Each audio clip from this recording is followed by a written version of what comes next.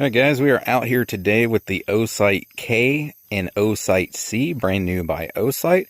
I've done a few reviews on their optics in the past. See the parts, accessories, and optics playlist for more on those.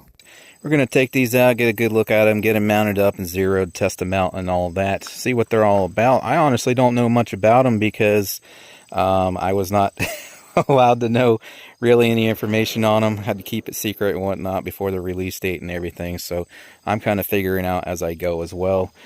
Today we're going to check out the Osite C. This should be an RMR footprint. I will have it up here on a Glock 17 clone. I think it's Delta Force Tactical. You can see here they're advertising 3 different reticle options, so you can have 3 MOA dot, a 32 MOA circle, or both combined. So I'm going to go ahead and get this guy pulled out and see what she is. Alright, let's see what's in the box here for the C. We got this readme card. It's about zeroing it and whatnot. Some more on the back. Some little decal stickers here.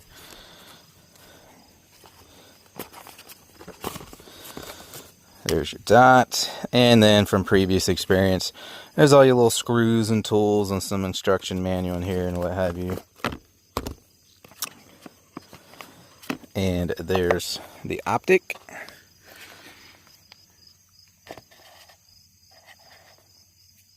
And you do have your side battery tray there, so you do not have to dismount to swap the battery when it does die.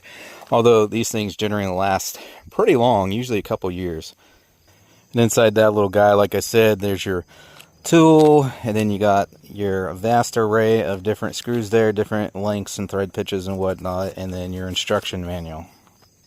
And judging by that little tab there, I'm going to say our battery's already inserted, and I'm going to just get this tab separating it so it doesn't have any power draw while it's in storage. So we got to unscrew that, pull this out, and take that tab out so the battery can make contact. And make sure you stay tuned throughout the video. We'll definitely be knocking some steel down on here, but I will, as always, get to the best of my ability some images of the reticles for you guys. It always looks way better in person, but I always try to capture that on camera, so stay tuned for that. And if we have time today, I might take it down the rifle range and take some longer range shots as well. Alright, so came with extra battery compartment screws in case while swapping your battery you drop that guy and lose it. You can see there on the left side you got your longer version of that thread pitch, and then the shorter version you got 3 of each, so they're giving you extra of those because obviously you only need 2, so you get a spare of each one of those as well. And then it comes with the thread locker on it, that dry thread locker, which I love because you can come down to the range, put it on, and she'll stay zeroed for you. Unlike the days of old where I'd have to drop the liquid thread locker on it and then wait for it to cure overnight, sometimes longer than that.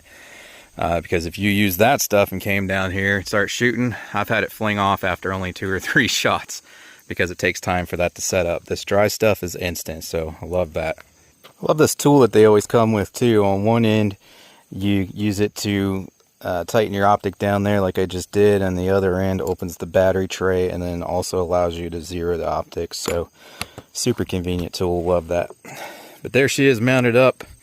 Again, this is a Glock 17 clone. It's a Delta Force Tactical, what, DTT, something like that. Anyways, there she is up there. Like I said, later in the video I will get some still images of the reticle for you guys. It's always hard recording. First of all, I don't have it up all the way. It always looks much more vibrant and bright and crisp in person. But you usually got to take still images to get you guys to see about what it looks like for me.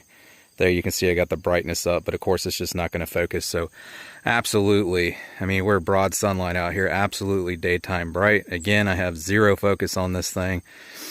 So we'll get that later in the video for you. But I'm going to get my target set up, see where she's hitting, get it adjusted, so we start knocking steel down. Alright, the eyes and ears I'm wearing today, guys, by Shell Shock, linked in the description. Most comfortable pair of each I've ever worn. I love these things. But we're going to start out about 6-7 yards here, see where our point of impact is.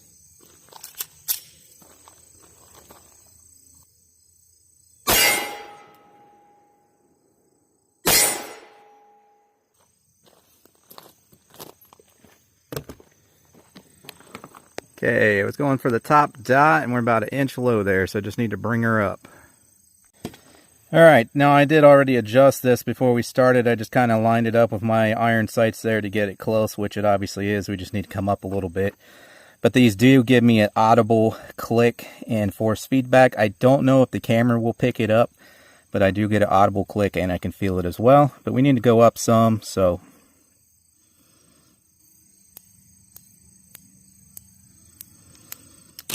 and hopefully you guys could hear those clicks, but here we go, we'll try that.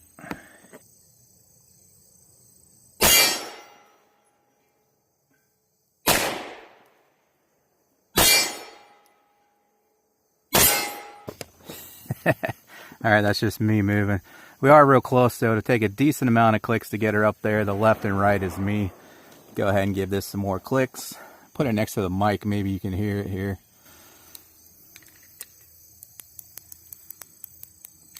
Alright, let's try that.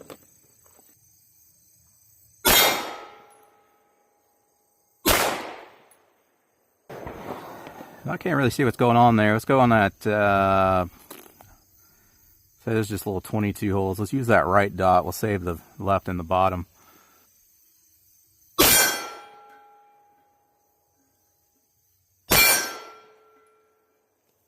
Alright, so height is pretty dang close. Well, further out it's probably going to raise up because like I said, that's pretty close. So I don't think I really need to come up anymore. When we get back to these targets back here, it's probably going to be dead on with the height, maybe even a ½ inch high before this bullet starts to drop further distance. But I am favoring a little left there, so I'm going to give her a few clicks right.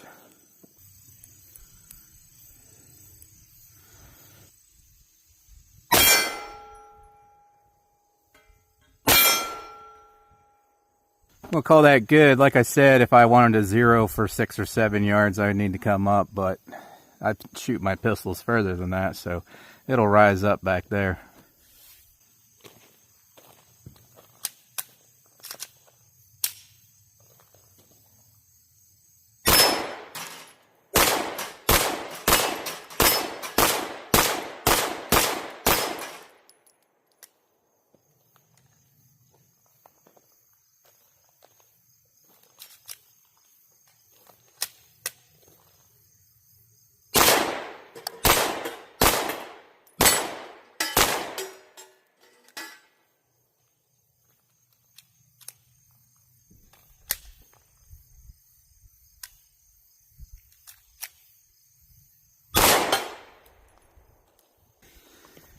I was getting a little irritated there.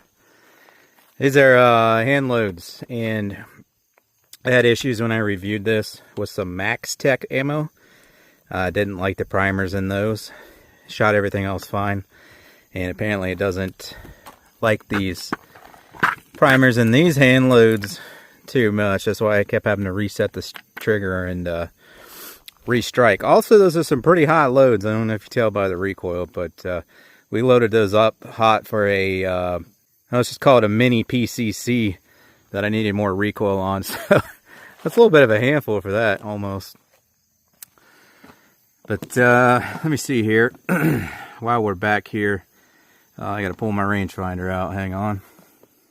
People have been moving stuff around here lately. I don't know why. It stayed the same for years, and then somebody decided to come down here and move everything. Then I moved some of the stuff back, and then they moved it again. It used to be 15 yards, which it still is to that one from back here. So it was like 15-yard headshots on those bowling pins and whatnot. But that one, somebody pushed back. Laser rangefinder confirmed, just checked. 16.9 yards, so 17 yards. If you guys are looking to get yourself a good budget rangefinder, I've been using this one for years. Link in the description. But I'm going to try to get those from back here. Basically 17-yard headshots. Freehand. Let's see if we can get these. I'm going to try not to miss any.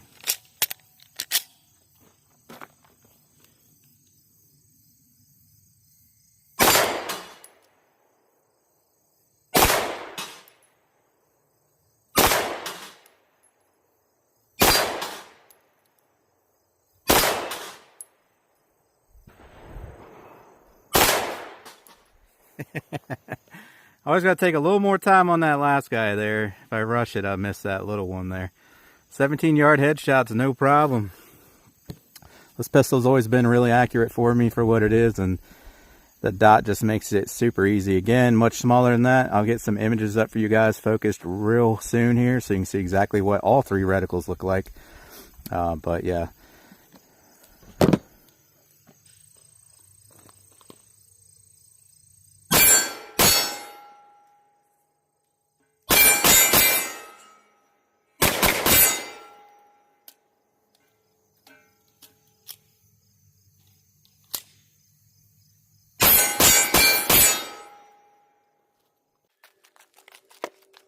Now obviously this does have several brightness settings, including some that are low enough that you can't even see them during the daytime.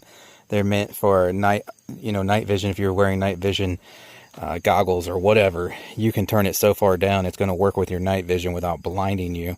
And then obviously, again, plenty. We're in full sun out here. I am just baking under the sun, and even against those bright white targets, no problem seeing it whatsoever. I didn't even have to have it turned up all the way. So plenty daytime bright, and it gets super low for night vision. Obviously you can operate it manually there, but it also has standby, shake, awake. So if you leave it set so long, it'll shut off on its own, and then as soon as you pick it up, it'll kick back on for you. So you can operate it either way. Again, obviously you can change your reticles. You just press and hold the minus button for a few seconds to swap those out. Now these always look far better in person than what I can capture with the images here, and I can only capture the images. When I try to record, it just looks like trash, as you've seen earlier. Now if you don't have an astigmatism like I do, you will see this perfectly round dot like what you see in this image here. Now that I got glasses, they look a lot less fuzzy and starburst to me. So if you're seeing fuzziness or starburst, that is why. It's because you have an astigmatism. But this image right here is actually pretty accurate as far as like the size of the dot goes and the perfect roundness and all that. You can kind of see that bright red fuzziness around it. That is not there. That's just the camera. Again, it looks better in person. I can't get perfect images with the camera. And what you see there in the center that actually appears bright white in the image, that's where it's nice, vibrant, bright red with none of that fuzziness around the edges. Then these next two images here look worse again because it's difficult to get these images with a camera. It looks far better in person. So these look really puffy and fat lined compared to what they look like in reality. Here's the one that's just the ring without the dot in the center. So again, the bright white parts, what appears to be bright white in the images, it doesn't look like that in person at all. That is what you will actually see in bright, vibrant red in real life. And all that red fuzziness around it, that is absent. Also, to even get it to focus whatsoever, I was at a position to where this ring actually looks a little bit smaller than what it does in person. So when the pistol's out at arm length, that ring is a little bit larger and encompasses more of the glass there. So you get a bigger circle in the center there. It fills up a little bit more of the glass than what you see here. I just had to hold it here to get even this terrible image. It looks way better in person. So the size is off a little compared to what you see in real life. And the same goes for the third and final reticle option here with the dot in the middle of that circle. Again, what appears white on the image will actually be bright red in person, and that red fuzziness around all of it will not be there, again, unless you have an astigmatism that makes it look blurry or anything like that. And again, because of where I had to hold the camera, the ring is actually a little bit larger in the glass than what appears here.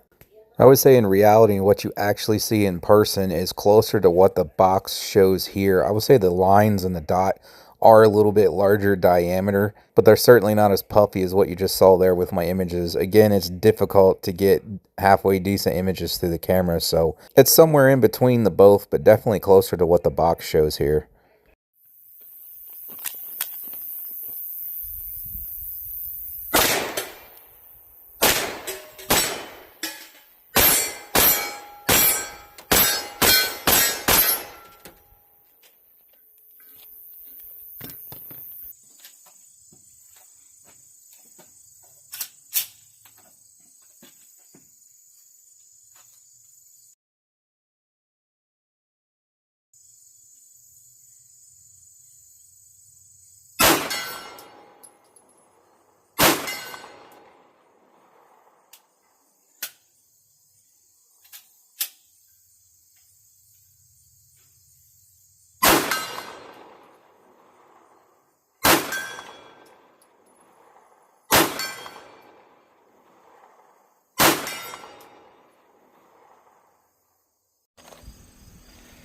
But yeah, I really dig it. I always like being able to swap between reticles. Personally, I usually prefer just the dot to be super, super precise, especially on my longer range shots, like down at the rifle range. But it's nice to have the option, especially if you're someone who likes the other reticles.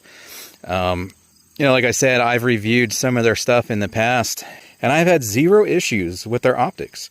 I actually really like them, and it's one of the few I've actually kept, because usually a lot of stuff when I get, I move it to keep funding the channel, and their sight is one that I actually kept up on one of my rifles because I liked it so much. So I really like the Osight optics. Never had an issue with them. Nice, fine, crisp dots, no fuzzy starburst, and I have an astigmatism. So for me, this is a pretty dang good dot with my astigmatism. Very, very little fuzziness, starburst, anything like that for me.